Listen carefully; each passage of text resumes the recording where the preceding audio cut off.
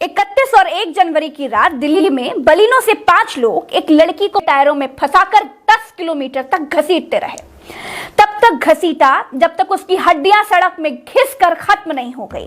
तब तक घसीटा जब तक उसके सारे कपड़े फट नहीं गए। घसीट कौन रहा था? एक बेटी को टायर में घसीटने वाला कार में कौन था? यह बीजेपी का नेता मनोज मित्तल। हाँ, ये मनोज मित्तल जो आपको होर्डिंग्स में चिपका हुआ दिखाई दे रहा है।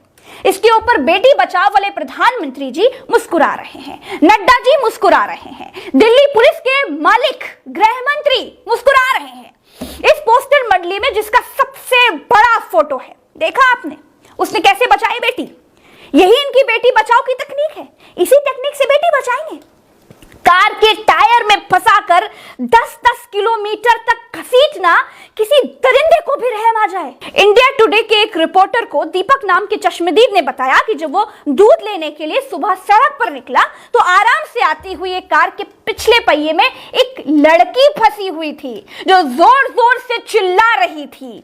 और इस कार के भीतर था, होर्डिंग में दिखाई दे रहा, ये भाजपा मंगोलपुरी वार्ड का सह संयोजक मनोज मित्तल, जो नरेंद्र मोदी जी को, अमित शाह जी को, नड्डा जी को अपने सह संयोजक बनने पर धन्यवाद दे रहा है। ये वो दिल्ली है दोस्तों जिसकी पुलिस के मालिक खुद गृह मंत्री अमित शाह जी हैं।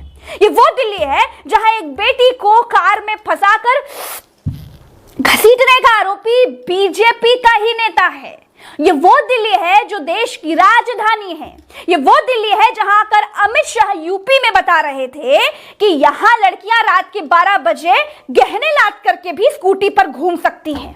अमित शाह जी, आपकी अपनी दिल्ली पुलिस के नाक के नीचे स्कूटी सवार एक बेटी की क्या हालत की है आपके ही एक आरोपी नेता ने। लड़कियों को गहने पहनकर स्कूटी पर घूमने का सर्टिफिकेट यूपी के बाहर की लड़कियों को नहीं बांटा था क्या आपने? आप तो देश के गृह मंत्री हैं।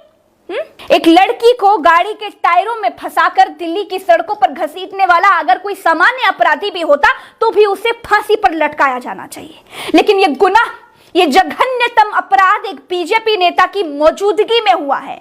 ये नेता वो नेता हैं जो बेटियों की रक्षा करने की कसम खाते हैं, जो बेटियों के रक्षक बनकर समाज में घूमते हैं। उसे 4 बार अगर फांसी पर लटकाया जाए ना तो भी कम है। ऐसे नेताओं को, ऐसे अपराधियों को पहचानने का समय आ गया है।